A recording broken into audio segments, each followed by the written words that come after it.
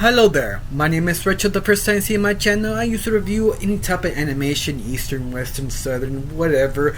But usually once a month I do a special segment called Forgotten Cartoons. Only specific cartoons only lasted 1 to 2, maybe 3 seasons, depends how popular the cartoon, or the cartoon was super popular but never in the United States, and it's the only time I introduce a popular cartoon in my segment of Forgotten Cartoons.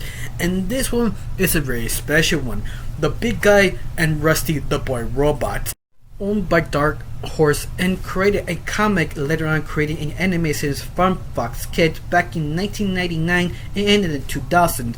This series only lasted 2 seasons, a total of 26 episodes. And this series, to describe it, is basically every anime fan wet dream because they have everything when they wanted.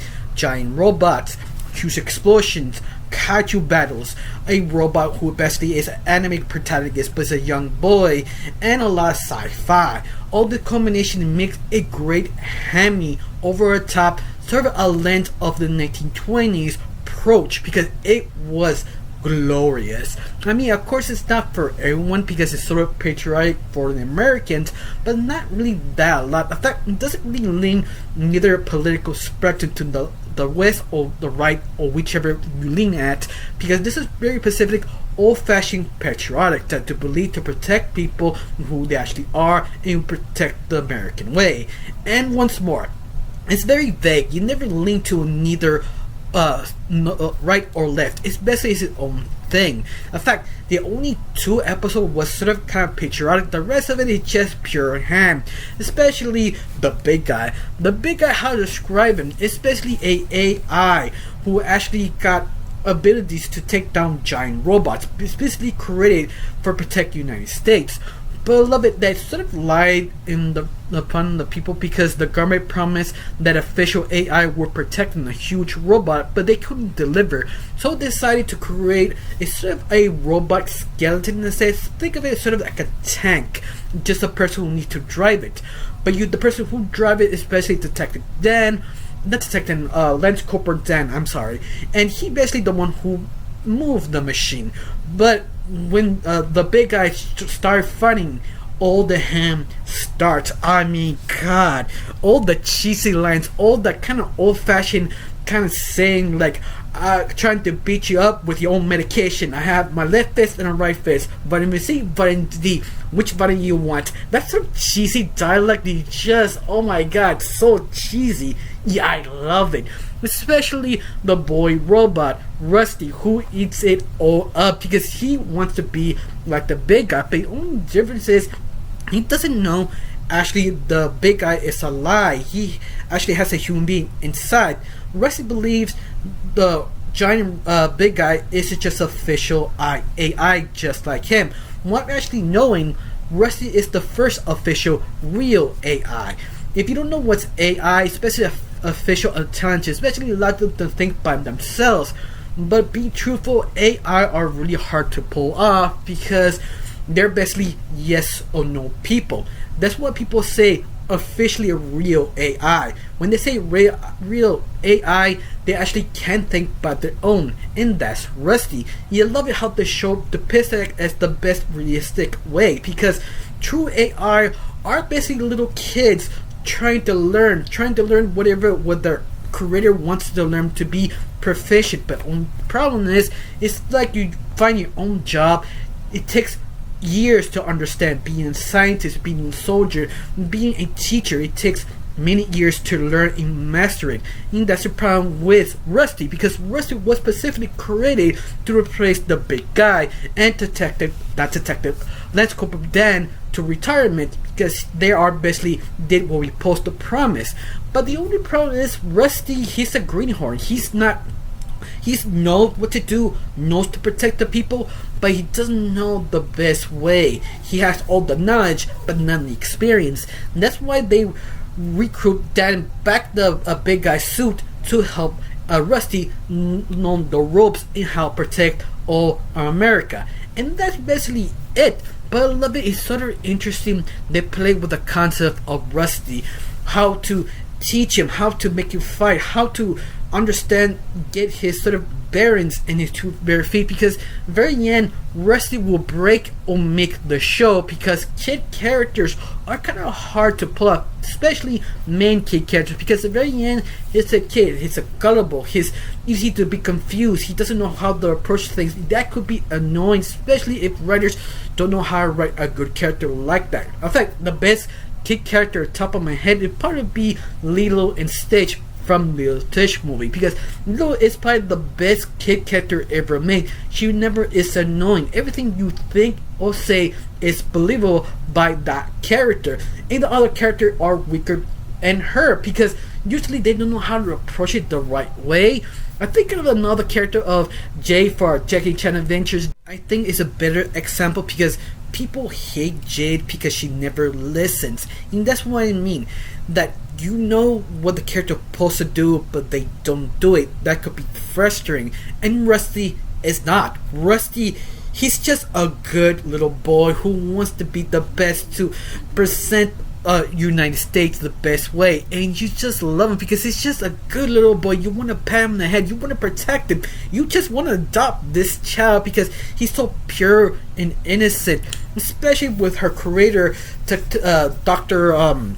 Slade, that she cares about him so much. She always trying to protect him like a sort of mother figure, but still like a scientific kind of point of view. But at the very end, Dr. Slade is sort of kind of like the mom in a way, but she's not mom. She has like a mom feels. Like she says sort of things to protect him and develop Rusty. But the only problem is Dr. Slade never was fully developed. In fact, most of the characters are not really fully developed, except for Dr. Slade, Rusty, and the big guy, and Dr.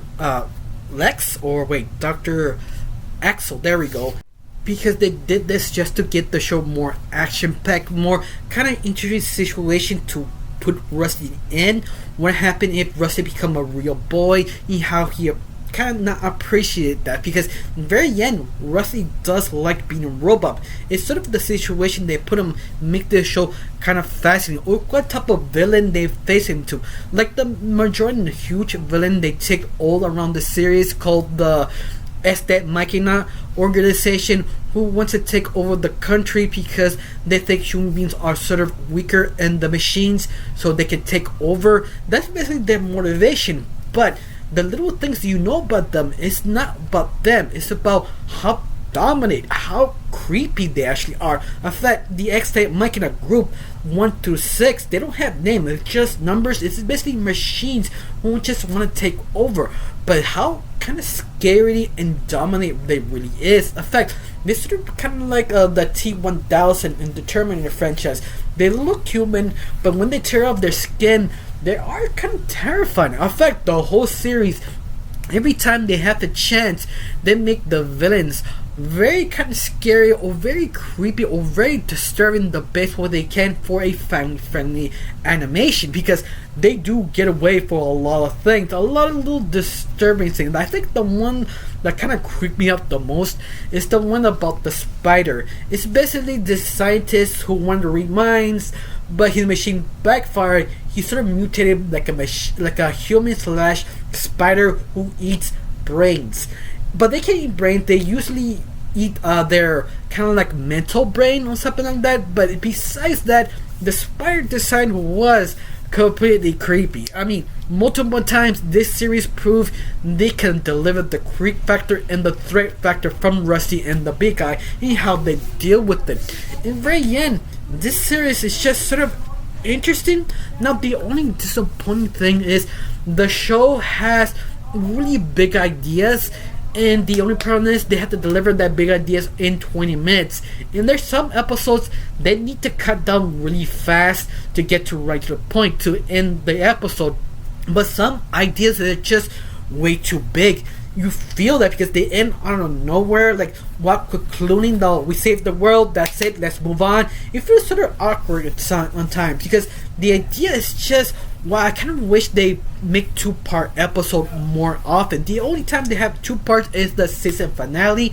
That's the only time they actually do the 2-part finale kind of deal. But it's just, God, I feel this show was sort of restricted found the old-fashioned way of television, just sort of kind of make action-packed by episode, slowly develop the characters, but it wasn't enough. It's one of those series that deserve to have a reboot because how big the ideas and interesting in the concept they actually have, because this will basically shine as a streaming service type of show. But now, unfortunately, because it's sort of patriotic, will annoy the American audience because how kind of divided the country really is about their own politics. But at the very end, this show doesn't really care about the politics. They only care about the giant robots and beat up the kaiju villains. And that's it. That's the whole point. I think you can reboot this series, just sort of kind of move sort of things here and there, stop being less patriotic, just be pure ham. And that's what the show does so well.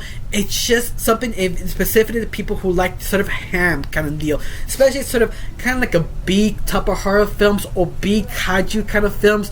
It's the type of film you will enjoy so much. If you don't, that's completely understandable if you don't like it. But besides that, I kind of recommend at least watch a few episodes, especially season 1, because season 1 sort of lasted 6 episodes. In some reason, season 2 got 20 episodes for some reason, and the series sort of ended, but at the same time has a sort of a cliffhanger because it doesn't have a spoiler at the very end here, but we don't care. The extant Machina organization were 6 members, but at the very end there were 7, and they left that open for the 3rd season to explore what happened to the 7 member, but never really explore what happened to because they sort of ended. It's one of those shows that, that could be frustrating, or you read the comic book, or just forget about it. But at the very end, does it bother you watching the series? Not really, because the series always meant to be watched episodically, and that's it. Of course, there's one character I really want to talk about before I forget it in this segment. It's basically Dr. Axel. Dr. Axel is basically the owner of Core Industries, who owns Rusty, and how to describe him, he is basically Lex Luthor, but he was a very terrible person. I mean terrible that he doesn't know what to do correctly. Everything he does blows on his face. He's basically the incompetent rich person who thinks of easily gaining money, and that's it. He never thinks about the consequences. And he's just an asshole, but you love him because every time he does something bad, he blows in his face. Especially her assistant monkey right next to him, who is very intelligent and talks and equally asshole as Axel himself, but never really explain why the monkey talks, why actually happens. Once more, this series don't really go deep dive on character development. But once more, it's 2 characters you kind of need to talk because how ridiculous, awful they actually are, but they get their comeuppance all the time. I just love them so much. Now, I got really nothing else to say, just one question. Do you seen the series? Do you remember it? You remember the comic? Especially the comic, because the comic was huge. It's this comic, I don't mean huge popular, it's the comic was super tall. It's like 3.5 feet tall. This thing could not be inside the stands of the rest of the comic book because it was that huge. They need to fold it and put it in. And the comic was, oh my god, so much detail. It's something mind-blowing how Dark Horse allowed the creators to make this a reality. I don't know, but something that you need to know about this comic, just some unusual thing you've never seen before. But other than that, I really got nothing else to say. Just one question: you've seen this series? Do you hate it? Do you love it? Do you know it actually existed? Or the comment? Tell me down below. Let me know. I really got nothing else to say. Just thank you for watching. Don't forget to subscribe and have a wonderful day. Bye.